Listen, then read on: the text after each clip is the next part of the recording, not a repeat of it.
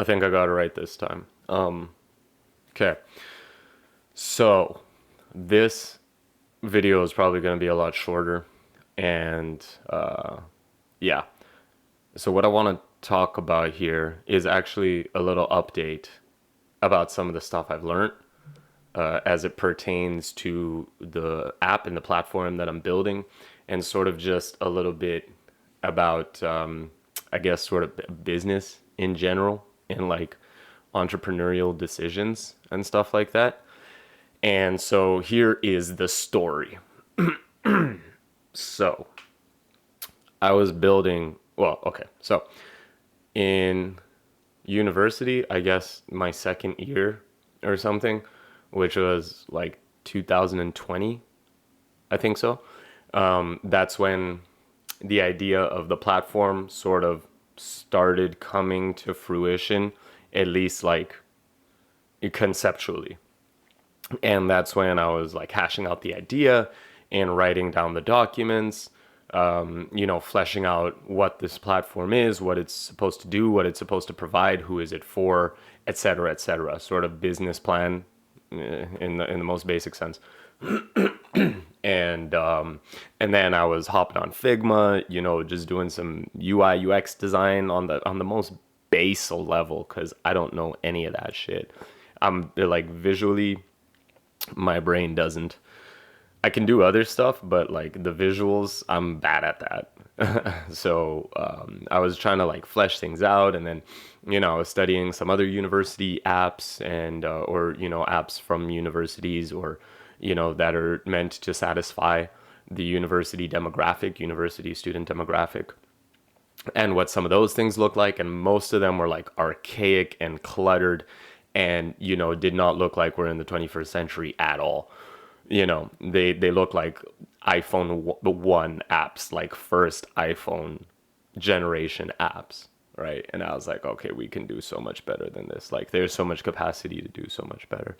So I was doing all that research, and I was sort of like designing and like, okay, this is what it's going to look like. This is how, so I was going through that whole process of, at least conceptually in my mind, developing the idea of what this thing was going to look like. I didn't know how I was going to code it. I didn't really flesh out all those particulars. I just sort of had a vague idea of what it's supposed to look like, and a pretty decent idea of the skeleton of the app. What is it going to do? Who is it going to be for? How are we going to use it, etc., etc. And so that was 2020. And then life happened, and I sort of let that go. And then I sort of just carried on with life, and obviously the objective was to graduate, right? That's what I was there to do. So I was like, okay, let me do that. And sort of things happened in a whole bunch of different arenas: the depression, and and then getting on antidepressants, and then weaning off antidepressants, and trying to figure out that whole situation. So you can't really be like, you know, creating a business in a sense, being on an entrepreneurial level, and like leading teams and like making decisions when you're in that headspace and you're trying to graduate, and then you're also trying to work to live, and then but you're also fighting depression, and yeah, fighting your girlfriend and all this. It was a mess. It was a catastrophe. So anyway, I put that shit down. And then fast forward 2023, last year, 2023. After graduating, I'm back home. So all the while I was in Canada, I was in Toronto, and I'm back in Toronto. Yeah. And then, but I went back home, which is Botswana, Gabs, shout out. You know what I mean? So I'm telling you, bro, because I'm going to have my spot. I'm going to be up there. You know what I'm saying? With the best of them. You know what I'm saying? Like the Elon Musks and them. Just watch this space, dog. I'm gonna be killing it. And then motherfuckers gonna be like, yo, who is this dog? Like where did this nigga come from?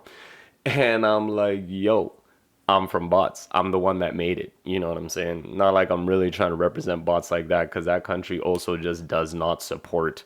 You know what I mean? But then when you're up, they're gonna be like, yo, yo, yo, that's our boy. That's our boy. It's like, I wasn't your boy when I was struggling. Where was y'all? You know what I'm saying? Anyway, that's a whole different situation. So back in bots. And I look back at this app, and I was like, no, you know what?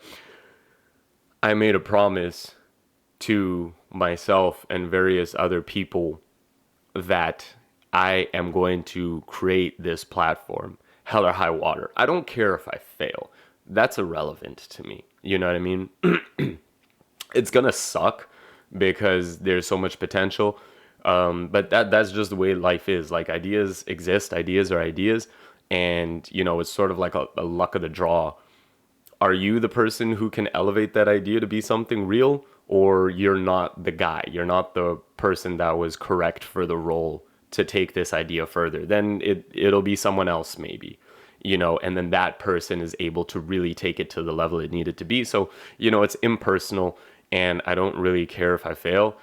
Obviously, I'll be upset because time and money had been invested into this. So it's like, that kind of sucks. But I'm more invested in trying and everything that comes with that process, all the learning associated with, and all of that. That's what I'm more invested in.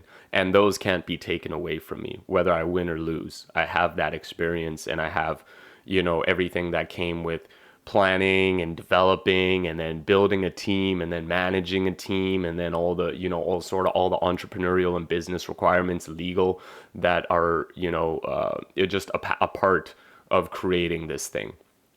And that's mine to keep forever and ever. Amen. So I don't really care if I fail, if I'm not able to take it to the level that it needs to be at. That's just natural progression of life. Anyway, but I still made a promise that I would try. I promised myself, and I promised a whole bunch of other people, that I would try and turn this into a thing.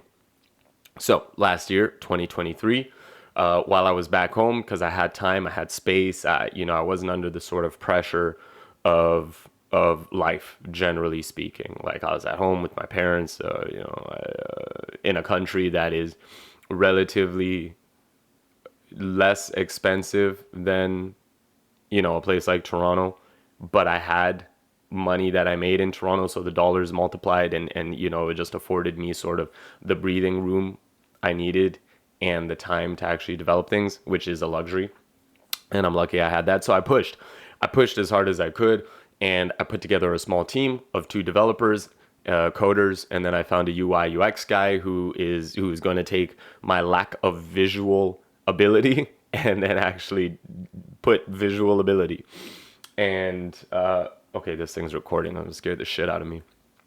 And so we did it, and then we started pushing. And because I'd done all the preliminary work so many years ago, I was able to just like give them the thing, right? It wasn't a question of brainstorming and, okay, what's this gonna look like? What's it gonna do? How's it gonna it was like, it was already there. So I just gave it to them, and then they just started working. And to their credit, they moved so far, so fast. Like, we were able to put together so much shit so quickly just because everything was already there. Granted, you can never prepare for the process prior to the process. And this is an important key, because in 2020 and, all the time leading up to last year, so much research and, everything had been done into what is the process of building a business? What is the process of building an app? What is the process of doing all of these things? Like, how can you best prepare, and what are the things you want to be aware of, and what are the things that you sort of want to have competencies in to be able to create something valuable? That shit, you can read as much as you want on Google. The only thing that you can hope to find is the fucking blog of somebody who had done this before you. Like, I think that's the most valuable thing you can have. You can try and read the books and everything, and as Alex Hormozy says, like, you can read all the books in the world, but you don't have context for the things that they're talking about, so you're just reading, but it doesn't apply to you in any way. The only way you can actually learn is if you do it and then go read the books, and then you're like, I get it. I know where they're coming from with this, because this is the problem that I had, and this guy is elucidating some solution. Right. So what I'm saying here is that I tried to do all the research to best prepare for all the steps that, I would end up coming across in building this platform. And all that's to say that majority of the process has just been, what the fuck is happening?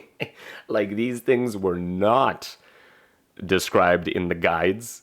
The guides are like very like general steps. Like, okay, first you want to have an idea, and then you want to develop idea, and then you want to create an MVP, and then you want to like sell your MVP out, not sell, but like get it out there to the public, get users, beta test, and then you want to, what I mean, the results or information may vary depending on the guide that you're reading, but like very broad, sort of vague, all encapsulating ideas.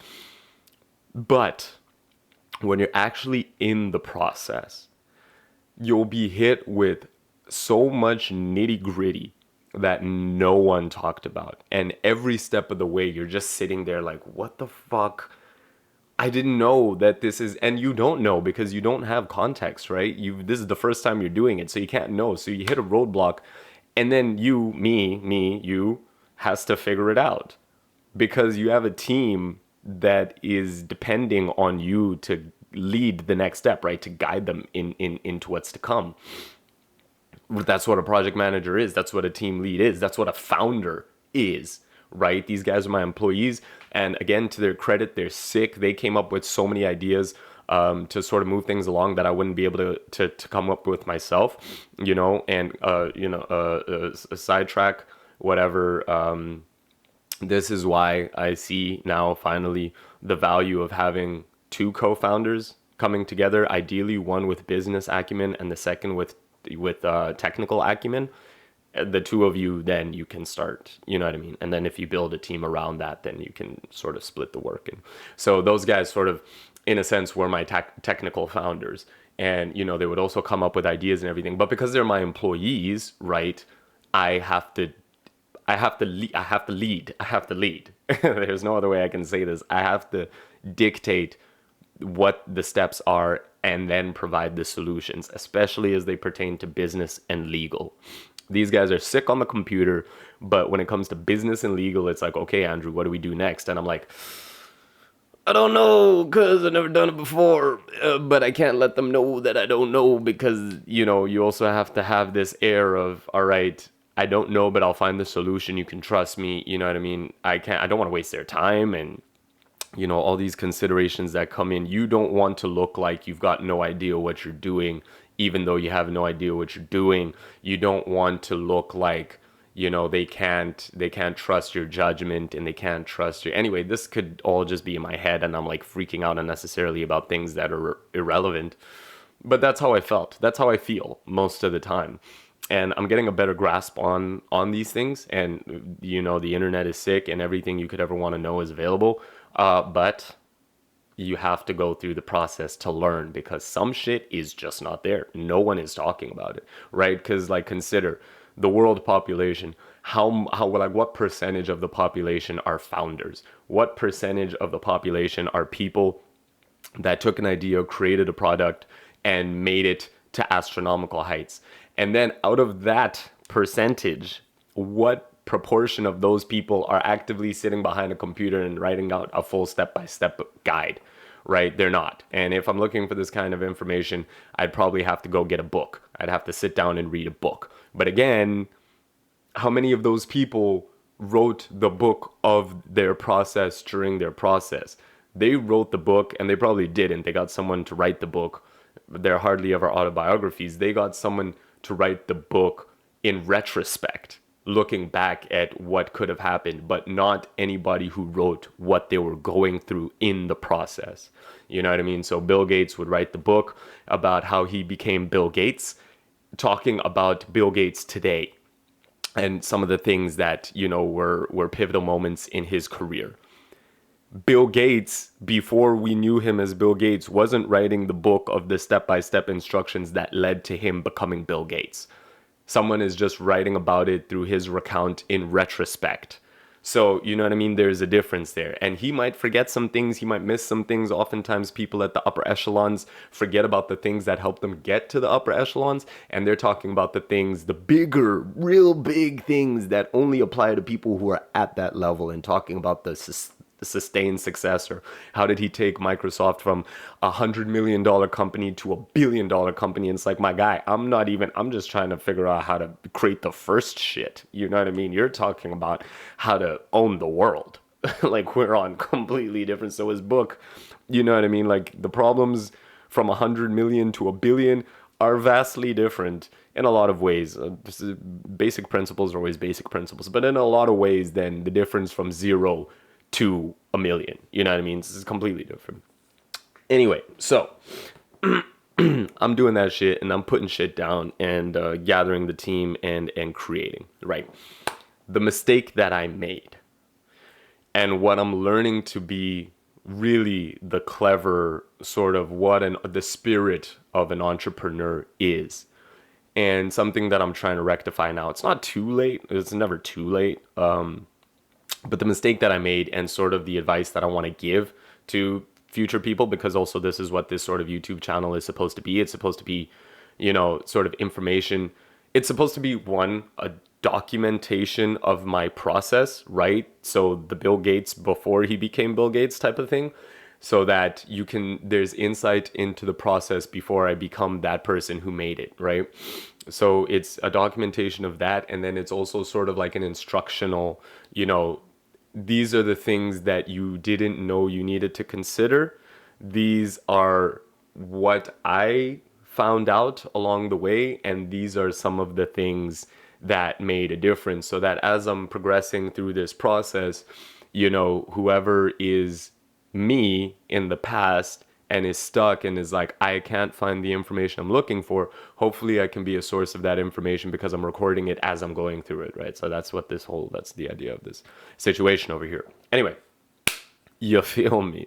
So I'm doing all of that. And so, yes, the mistake that I made was thinking that the idea is good and then having people telling me that the idea is good and then building an MVP to then put into the market to validate that the idea is good. And that's nothing wrong with that. There's nothing wrong with that. Caveat, if I was the one who was building it myself and the only investment was time. Caveat. If I had hobbyist coders who are like, yeah, I'll build this for you, no problem. It's not going to cost you anything. Let's do it together, right? If you're not investing into it, then yes, speed is what matters, especially in the technological realm that we're in today. 2024, the internet, low attention spans, all this. Speed matters. But more importantly, for an entrepreneur, speed matters, because what you want to do is get to market as quickly as possible. And so the mistake that I made was spending time fleshing out and building an MVP and then putting my own money into it, right? Because I wanted to pay my guys. Obviously, they were okay, but all you want to be fair and shit. And so I didn't want to take advantage of their, because they've been doing so much work for months, and all the work that they're putting in, and I'm just like, yeah, this is for free, give it to me. It's like, no, that's not cool. You know what I mean? You got to put your niggas on. I'm trying to put my niggas on. You know what I'm saying? And so so flesh out the idea, build the MVP was my idea. I was like, okay, I'm going to build an MVP, a product that I can put into people's hands and then validate its efficacy. You don't want to do that. I mean, it's the traditional thing to do, and it makes sense to do that, right? And then from there, you take the information, and because it's MVP, there's room for flexibility. You can change it, you can shape it, you can morph it into all sorts of things. The smarter thing to do, please listen to this. The smarter thing to do is to create or to have the idea and then create a fucking wait list or some shit, create a landing page, just get the idea out into the market. Just get it, talk to people. Literally just be like, yeah, I have this idea, and then talk to people, and then put it on a wait list. See who actually puts their email address down to be a part of this idea when it comes out. Actually do that. Put it behind a paywall. Say it'll cost you $2. Put down $2, and then you'll be on the wait list, so that when this idea comes out, you're one of the first people to have it. Do that. And then just spread it like wildfire as far as you can, as fast as you can. Just get it out there, because that's really going to give you everything you need to know. Is there a product market fit? Does anyone give a fuck about what you're doing? And when it drops, will it land? Right? That's what you're going to do here. And so you'll come to find, and I'm sort of scared of coming to find, although everyone around me is validating this as a good idea, the problem with being an entrepreneur, the problem with creating something is that everyone will tell you it's sick until it's time to use it. And then no one actually uses it because it doesn't solve a problem or because it's just not what it needed to be for them to adopt it. So everyone's like, yeah, this thing is fucking dope. The same if you're a musician or an artist, you'll get it. Niggas is like, yo, you're such an amazing artist. You're such an amazing art. And then you produce a piece of art and no one's buying it. No one's listening to it. No one is engaging with the art. And you're like, I thought I was sick though. Like, why are you quiet? Like, where's everybody at? And I'm scared because I've already put a lot of time and a lot of money into it.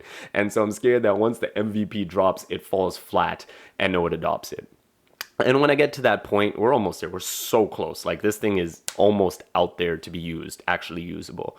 But when I get to that point, I'm going to have a different set of problems that are going to require different solutions. And then you find creative ways to figure it out. But for you who has an idea, before you go through this process of fleshing it out and developing an MVP, create a landing page or something super simple, a fucking questionnaire, and then describe what your idea is and ask validating questions.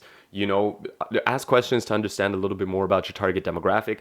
Ask them how much they would pay for this solution if this solution existed and solved this problem. Ask them things, valuable information that you could use to actually then create the product that they want. Because once you put it out there and you put it behind a wait list and a paywall, if someone is willing to give you their attention, like Alex Ramosi says, then they're willing to give, if they're willing to give you your time, they're willing to give you their money. So if they're going to give you their time and subscribe to your wait list and then go through the process of waiting to then get access to this thing, there's a fucking good chance that they're going to continue using this thing.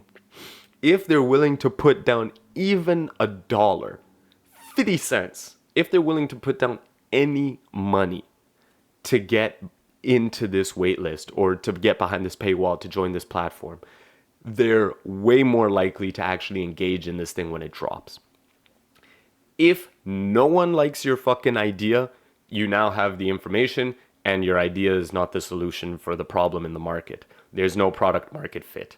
Cool. Next. You're already done. You killed a bad idea before it spread, and then you're already on to the next one. And you can iterate this process again and again. Over a summer, you can validate 50 ideas through this process, and it costs you almost no money, like zero money. You're just throwing ideas out there and seeing what sticks. If you have a list of people that have expressed interest in the idea, you now have people that have expressed interest in this idea so that you can sell to them. 2, you have information about what they actually want this idea to do, like what problem they actually want it to solve. And then 3, you have all the leverage in the world to then go to anybody, whether it's like your ideal business partnership or your investors or whatever, and be like, listen, I dropped this idea. It's not even real. I just dropped this idea and I have 50,000 people who are interested in this idea. Let me build it. Give me the money. I'm going to build it. Here are my customers, right? And I wish I knew that beforehand because I fucked up. I can still do that now. And I'm not late. You know what I'm saying? Like there's still so much space to do that. I just wish I hadn't already invested all the time and money into it because, you know, in the event that this idea doesn't catch in the market, I have room to maneuver and it's still flexible and we can pivot. But we just wasted a lot of time and money. I could have done this last year, right? And then at this point in time, this year, been way ahead of the game because I already know what they want and I already have a list of potential users. So this is advice to you, the futurepreneur, the guy who has ideas and doesn't know who, what, where, when, how. Take your idea, create a landing page, even record a fucking 3-minute video or something, just a short video explaining what your idea is, who the idea is for, who you are, all that dope shit, whatever. and then some questions. If people are willing to go through a short questionnaire to get onto the wait list, is a good chance they're gonna be invested. At least like, like conceptually, like they're gonna be emotionally invested in whatever it is that you drop when it drops. So do that. It's gonna cost you no money. It's gonna cost you no time. And then you just blah, blah, blah, blah. If it sticks, cool. Then you've got a list of people who are willing to, or who have validated your idea, and now you can start building it. And then once it's ready, you can ship it directly to them, and they're gonna be like, "Yo, sick dog. This is the thing that I was looking for." If no one likes it, scrap that idea. Next. You know what I mean? And you just go through this iterative process really quickly. And you can, and that's the thing also, when you have a wait list, you can pre-sell an idea. So if your idea really is that valuable, and of course it's going to be valuable because you've crafted it off of the responses of people who are telling you what their problem is and what they hope it could be, or what they wish it would be, or what they wish existed to solve the problem, then you can pre-sell it and be like, yo, give me $50 right now for your subscription. Give me $50 times, fucking 1,000 people who you've managed to get onto your wait list. And now you have your initial capital. You've got your principal investment to actually build the thing. You can pre-sell it and then get income and actually build the thing and then drop it for them. And then they're like, oh my God, how did you know this is exactly what I needed? And it's like, I'm a sage, dog. I'm a sage. You know what I'm saying? So that's what I fucked up. And that's what I wish that I had a little bit more foresight into. I mean, like I always say, you can't know today what you're meant to learn tomorrow, and that's okay. This is the path of the thing, the thing of the path anyway. And so, but that information wasn't available on Google at the time when I was looking for it. Otherwise, I was just looking in the really wrong places. But it wasn't there. You don't know about it, right? Like it's not, no one is elucidating this in their journey. They're just talking about, okay, and then you gotta code the thing, and then you gotta the thing and the thing, and then, no one's hitting you with the strats. No one's coming at you with the combos, teaching you what is and what ain't is. And that's why your Uncle Drew over here is on the YT. You feel me? Boy's spitting. So that I can drop the knowledge on you and sort of also, if it's because we're doing this together, right? This you got an idea that you're trying to develop and like become a billionaire and shit. I got an idea I'm trying to develop and become a billionaire and shit. So why can't we like collaborate? You know what I'm saying? So that's what I'm trying to do. We're in this together, right? And we're trying to do the things and get rich. So moral of the story, I guess, just do that. If you have an idea, just do that. It's going to cost you no money, no time. You're going to be able to speed through ideas and iterate until you find the one that sticks. Whereas I spent a long time creating an MVP without even validating whether it's good. And I'm just fingers crossed that it is good because everyone keeps telling me it's good. And now I can introduce my landing page with my questionnaire and all of this stuff for the wait list and then throw it out there and then just let it spread and see what it is. And with that information, morph it up. You know what I mean? Like I have flexibility so I can change certain things. It's just an MVP. It's not the entire product. So we have space to flesh out the entire thing. It's just wasted time and wasted money. You feel me? So I hope that makes sense. I just wanted to hook you up with that tidbit of information because this method is what like a real entrepreneur would use. Like an entrepreneur realistically is someone who has an idea and then he's like, okay, now how can I use other people's money to build it?